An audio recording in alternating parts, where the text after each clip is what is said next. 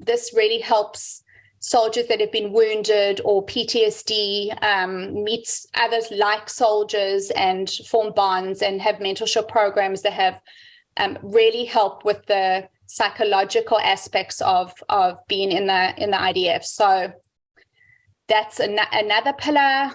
We also do projects on different bases, depending on what the bases need. We do recreational rooms so the soldiers have a place to go at the end of their long day of being out in the field or behind a computer.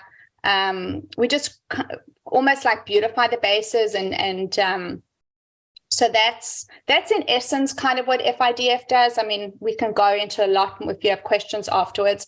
But what I wanted to talk to you about was two things. I wanted to talk to you about the missions that we offer, and also about our impact program. Basically, I've been on 3 missions to Israel with the IDF, and I've been to Israel many times. And I think unless you've been on a mission and actually been to bases and actually seen what goes on there, it's a different Israel. And, you know, these soldiers are incredible. They're young. They literally come out of, straight out of school. I mean, I've got an 18-year-old and a 20-year-old, and I look at these beautiful soldiers and how they're serving our country. And for me, being part of this organization and be able to do anything to help them and better their lives is an incredible honor. And that's why I took on the role of being the chair of FIDF San Diego, because I want to do more and I want to help these soldiers. So you are able to take these trips to Israel, go to bases. Our last visit, just recently in November, took a group of 14 women, and we went on an incredible week's trip to Israel. We went to a base in Gaza. We went down tunnels up north on the Lebanese border. We went and saw an Iron Dome. We went into Judea and Samaria, into the West Bank, onto a base. So it's really incredible access and really amazing interactions that you get with the soldiers. And it's a real privilege to go on a mission and to be able to do that. And I feel very, very lucky. I just wanted to tell, before I end off, I just want to tell you a story. David and I got involved in FIDF, I'd say 10 to 12 years ago. And then I joined the board. And I was approached to take an impact soldier, an impact scholar. And I didn't really know much about the program. I knew it was a scholarship program. And I knew that, what could be better than providing an education to a soldier. So in order to qualify for the scholarship, you need to be a combat or combat support soldier, and you need to be obviously a socioeconomic. You need to fit within certain criteria. David Ardella came as a lone soldier from Colombia, and our paths crossed in 2017 when he became our impact student. He studied law. He's now done a master's in law. He's now working at a fantastic law firm in Tel Aviv. And although David and I feel very honored to have been part of educating him and helping him, I think what's most beautiful is the bond that has been formed with my family and his family. Who would have thought that a lone soldier from Colombia and a family, ex-South African family from San Diego, would meet in Israel and have this beautiful experience. And for me, that's the essence of FIDF. That's the essence of this organization, that it just brings people together. And we all have the same heart to help soldiers, to help these beautiful, amazing young men and women that serve in the IDF. So that's just a little bit about FIDF. I mean, if anyone has questions, hopefully I can answer. And hopefully you have a little bit better idea of what we do. So thanks for having me on. Thanks, Tamara. And if anyone has questions, just either raise your hand or unmute yourself, and we can go ahead and take them that way. While we wait for that, having been a lone soldier, we had a rec room on base that was donated by the FIDF. I went to all the Yemei Kif, days of fun, during my service. They paid for my flight home 1 year. So all this money really is going to the soldiers. Amazing. And thank you for working on your end to make that happen. Yes, Joel. Hi. So, hello. So Tamara, are you guys looking for people to be on the board? You're looking for money? I'm sure you're always looking for money. Like, is there a website one could look into it more? Or what's the next step?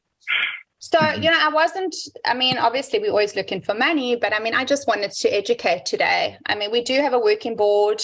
If anyone's interested, we have many, many volunteer opportunities. San Diego, you can, it's the FIDF, I think .org is the website, and then you click on the San Diego chapter. I think that's what it is. I'm sure I could find it. Thank you. Oh, there we go. I saw it from SAJAC to everybody, FIDF.org. So contact the local office. You're welcome to contact me directly. We always have things going on. We've got some events coming up this year. So if you want to be on our mailing list, just shoot an email to the office and we'll add you. But have you got a trip planned for this year already? So we have a couple of trips planned. We've got the Israel-Poland mission, which is coming up in April, which is going to be amazing. It's the 75th Israel, celebration coinciding with the trip. Plus, we have a men's mission in October. We have a ladies' mission scheduled for November. But honestly, if anybody can get together 5 couples, we can create a mission for you. So other than these, ready done, missions that have already been set up, we can absolutely do something for you. And if you're interested in hosting any kind of event, there's soldiers all the time that are coming to the US, and if we set up a time, you could have a tea at your home and we could get soldiers to come and speak, and it wouldn't have to be, fundraising, it would just be education. So thanks, Joel, for the question. Thank you, Tamara. So I think if anyone does think of any questions or have something specific that they do want to ask you, as you said, they can reach out to you directly. Sure. And you can give them my email address too. It's not an FIDF email, it's my personal, but I'm more than happy. I can share it's Tamara@KleinGroupUSA.com. If anyone, Tamara@KleinGroupUSA.com. If you want to shoot me an email, I'll put it in the chat as well. Beat you to it. Oh, there you go. Thank you. I'd like to say one word. Can I say something? Yeah, sure. First of all, Tamara, I think what you're doing is absolutely amazing. FIDF is very close to my heart. But what I want to ask you as a young person, how did you get involved initially? What prompted your interest? So I was introduced to it by Heidi Silberstein. Her father, Julian, at the time was involved. And I think what really, really interested me was at the first meeting that I had, I was just absolutely fascinated by the soldiers themselves. And it was the following year, there was a female fighter pilot that came out and spoke at the event. Her name was Noah Caffrey. She's actually become a really good friend of mine. She just got married in September, and we've just been friends. She was 20 years old when she came out, one of the few female fighter pilots. And I just formed a relationship with her, and that just inspired me to become more involved. And I think what really pulled me in was when I went on my first mission and just actually seeing the good that the organization does and the need for the organization. That's what really, grabbed me and I guess hooked me. And then I joined the board, and the rest is history. Thank you. Thank you. All right. Thank you again, Tamara. And with that, we are going to move on to our next guest, Loren. She's going to chat with us a little bit about BraveHearts, which is a movie that SAJAC is going to be sponsoring in 2023 this year. Still getting used to saying that. So Loren, you're up. Go ahead and tell us a little bit about what's going on. Okay, I just want to say, Tamara, that's amazing what you're doing. It sounds like really important work. I'm here because I'm involved with an organization in South Africa called Akamva Labantu, who was founded by Helen Lieberman. I don't know if some of you know who she is, but she was someone who started going into the townships during the heart of apartheid, probably one of the first white South Africans to see what a township really looked like. And I started working with her about 18 to 20 years ago on my annual trip to South Africa. And I started going into the townships and working mainly with foster homes, foster mothers, and in senior centers with basically discarded seniors who, had lived through apartheid.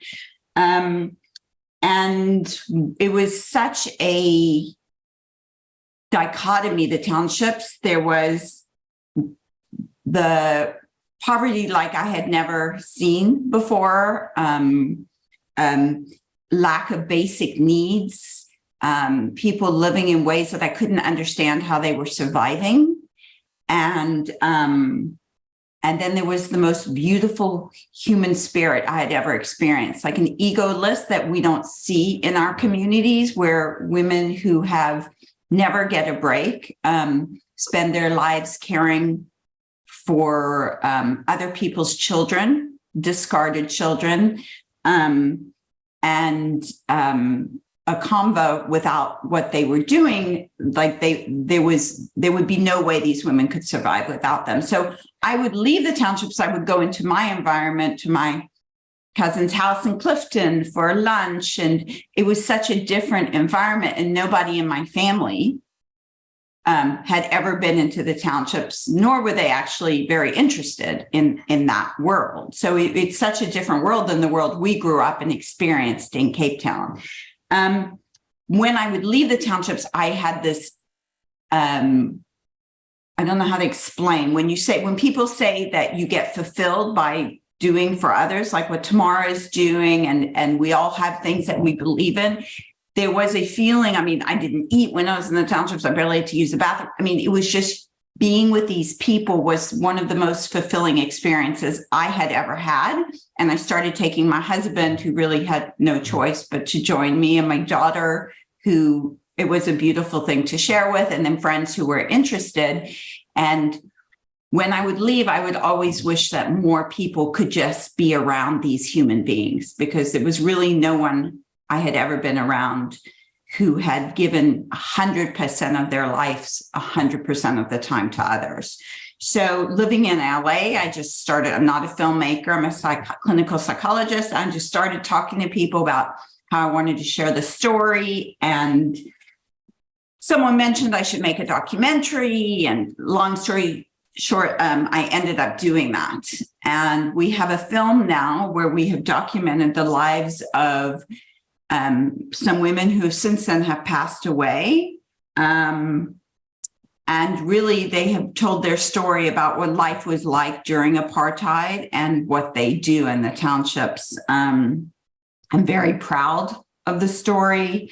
And making it, I learned a tremendous amount about apartheid. The film is not about apartheid, it's about these women, but there's no way to tell their stories without understanding the world they were living in. And as much as we think we know about apartheid, most of us just know the surface stuff, the cruelty and the lack of taking away humans' rights. And the basis truly that apartheid was based on a Nazi system.